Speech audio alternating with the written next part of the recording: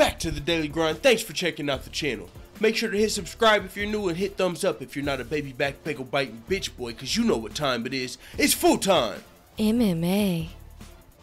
Donald Cowboy Cerrone joined the UFC Unfiltered podcast today to discuss not only the 17-fight losing streak that Team Jackson Wink is on, but also his future in the UFC. I mean, we know Donald Cowboy Cerrone, after his last loss, his third fight in a row that he lost, he said that he was going to be reducing his fight frequency as well as going back down to lightweight. Well, now we know he's not going back down to lightweight. He's actually scheduled for another welterweight contest versus Yancy Medeiros, who's looking like the Cowboy killer coming off of his last fight versus Cowboy Oliveira, where I mean, it was a back and forth fight for sure. I mean, he didn't just kill Cowboy, but it was fight of the year. And I say Cowboy killer because he's going off of 2017 fight of the year versus Cowboy Oliveira. And his first fight in 2018, his next fight after Cowboy Oliveira is Cowboy Cerrone. So the UFC is putting Yancy Medeiros up against Cowboy after Cowboy. And if he gets the job done, which I'm sure a lot of people, as loved and well respected as Donald Cerrone is, I just really feel like Yancy Medeiros is probably going to be the favorite in this fight. And the part of the reason is Donald Cowboy Cerrone is on a 3-fight losing streak. And some of those losses, you know, aside from the Robbie Lawler loss, where both of those losses were knockouts. Jorge Masvidal, he got knocked out actually like twice in that fight, if you remember. Into the first round, he saved by the bell, even though.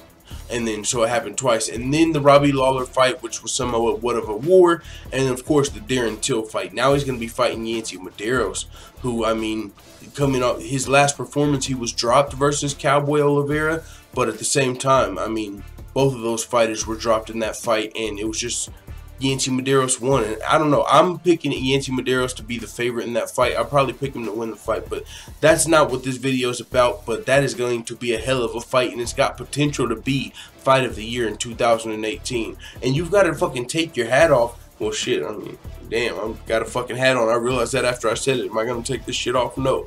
But what I'm saying is you should take your hat off for Donald Cerrone, who we all already respect. Donald Cerrone doesn't have anything left to prove to anybody. But for him to be on a 3-fight losing streak, staying at welterweight, fighting a fucking killer in Yancy Medeiros, he's going to be main eventing in UFC Austin, though, which has got to be dope. You know, Austin, Texas, Donald Cowboy Cerrone in the headliner versus fight of the year fucking contender Yancy Medeiros. Just gonna be a crazy fight. But Donald Cowboy Cerrone not only discussed that, he also talked about why he's not going back down to 155 pounds yet on the UFC Unfiltered podcast. You can listen to that full podcast if you want. Jim Norton and Matt Serra. Oh, actually, yeah, let's talk about this on this video. It was fucking hilarious. It was just kind of funny because if you listen to the UFC Unfiltered podcast, on this Donald Cowboy Cerrone episode, they also talked about their UFC 219 recap. And like every single one, Matt Serra, Jim Norton, and the producer, I think his name is Chris, if I'm not mistaken. Chris, the producer, yeah. All three of them picked Cynthia Calvillo. They all got it wrong. All three of them picked Carlos Condit. They all got it wrong. And then all three of them, of course, picked Khabib. But then Matt Serra also picked Holly Holm. So their predictions, like, it was funny listening to the first half episode of the podcast. They were just kind of like eating shit, kind of like, well, yeah, I kind of thought this was, it was just like listening, you know, and I went 4 for 4 on this card. So it was just funny listening to it. So with that being said, they talked about a lot. Great episode of the podcast. Donald Cowboy Cerrone joined. He said that he felt more focused at lightweight. At 155 pounds, he felt more focused, and that's kind of why he wanted to go back down. He said, I walk around at 174 pounds, so I'm literally like cutting no weight to fight. And if anybody knows fucking the fight game, any of you hardcore fans or anybody that just fucking knows fighting knows, if you're walking around at 174 pounds, you're probably too small for the 170 pound division, because there's guys that are like cutting down from 190 pounds, 205 pounds, as Darren Till would say. I'm a lightweight walking around at welterweight. And that's who Donald Cerrone's fighting, guys that have like fucking 30 pounds, 20 pounds on him.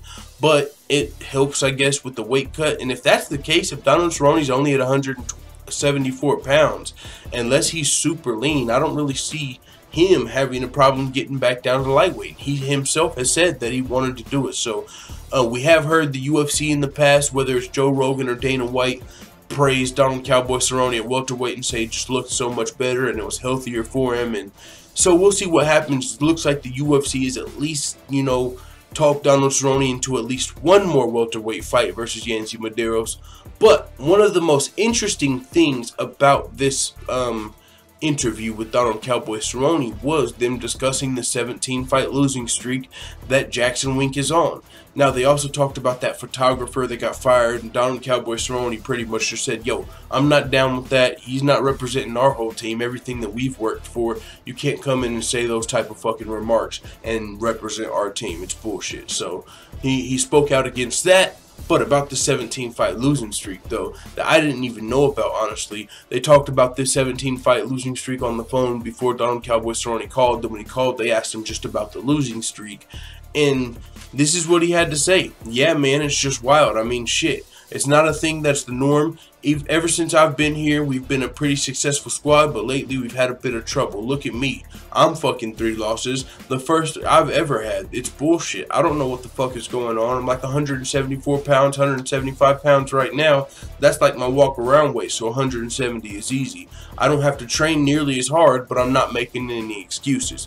That's another thing about Donald Cerrone. If you're walking around at 174 pounds and you got some fucking Budweisers in the fridge, your fight might be in 2 weeks, but let's say something happens, you get a fucking call, hey, you just made $10,000 on this stock, or any type of thing to celebrate for. If you're Donald Cowboy Cerrone, you might crack a bud, boom, throw it back. You know what I'm saying? You ain't got to worry about your weight cut. You're fucking, you fucking piss out your weight and you're gonna make weight. So not only would it maybe have Donald Cerrone on a worser diet, or as far as he wouldn't be as focused on weight cutting, his diet, drinking beer and shit before the fight, and that's just a possibility. But also, he said you don't have to train as hard.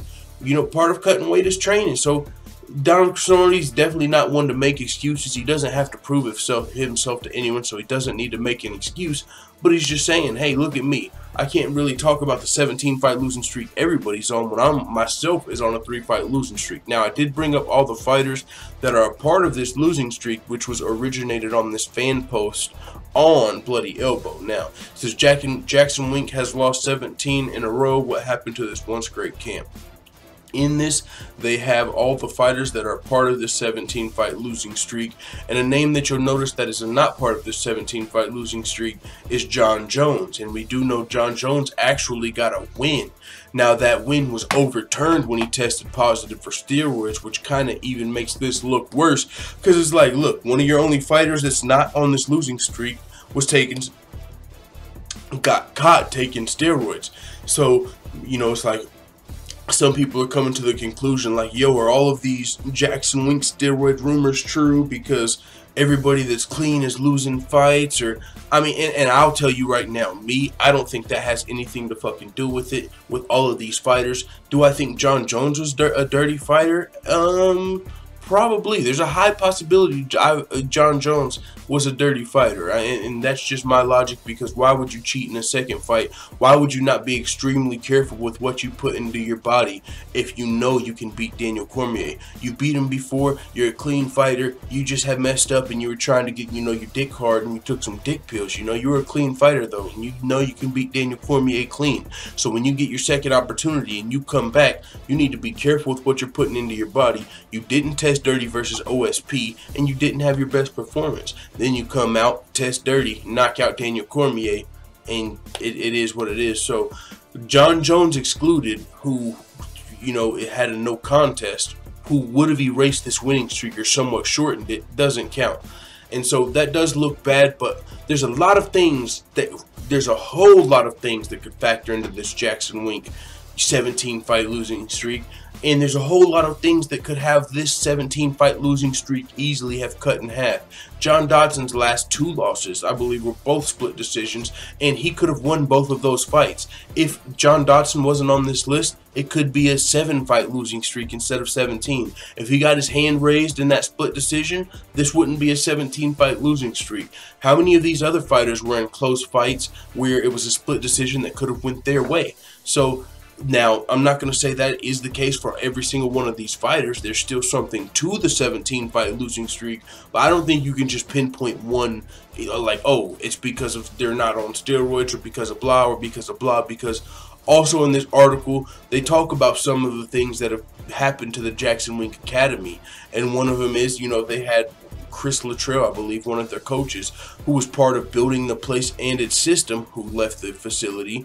They're talking about, like, whenever, back in the day, whenever they had Rashad Evans, who didn't want John Jones to come to the camp, they were having too many fighters at the same weight class, and so, some fighters were leaving the team. I mean, this is the thing about Jackson Wink. They've been super successful for a long time, and things change. And they've moved into a new state-of-the-art facility. Maybe some of the coaches are getting comfortable. Maybe some of the fighters are getting comfortable. I mean, you know how it is when you're at the top. When you're at the top, you don't work as hard as the people trying to get to the top. And Jackson Wink was at the top for a long time with John Jones, Holly Holm, Donald Cowboy Cerrone, Michelle Watterson. They got some of the most popular, fan favorite, and most talented fighters. Johnny Hendricks, former champion. Cub Swanson, fan favorite. John Dodson, Alistair Overeem, one of the most experienced fighters out there. So there's a lot of things that could go into it, whether it's the coaches or any of those things previously mentioned. But one other quick rumor that was brought up in this fan post that I didn't know about, and kind of gives credence to the people who are putting this off on steroids, like, yeah, well, maybe there's something to the fact that John Jones is one of the only fighters that doesn't have a loss and blah, blah, blah, and he popped dirty. Here's something I had no clue about before this article. It says the Jackson Wink partnership with Chechen warlord and human rights violator Ramzan Kadyrov, I don't know how to say his last name, have also put the gym in a negative light. And unconfirmed rumors of PEDs in the gyms proliferated by a Russian manager are also something that's been out on the street. Either way, one must wonder what happened to a once great team. So yeah, it is what it is, man.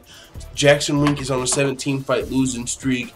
Before I get out of here to wrap this up, what I'll say is I don't think there's some grand, conspiracy going on. I honestly believe it's just a coincidence.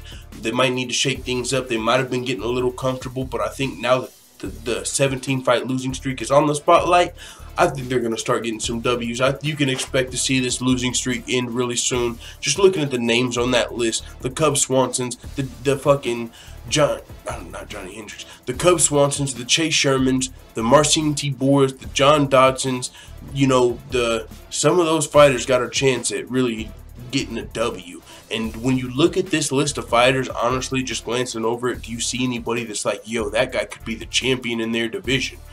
Probably not. I don't really see anybody on this list that is one of the best fighters in their division aside from Cub Swanson. But still, I mean, they're still great fighters, whether or not they're the best fighter in the division. So I don't think this losing streak just means fucking Jackson Wink sucks. But it is what it is, man. Let me know what you guys think about this craziness, this 17-fight losing streak in the comments.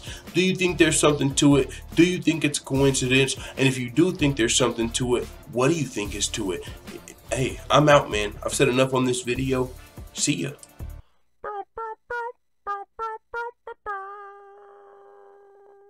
Da da da da da. It's the motherfucking DOWG.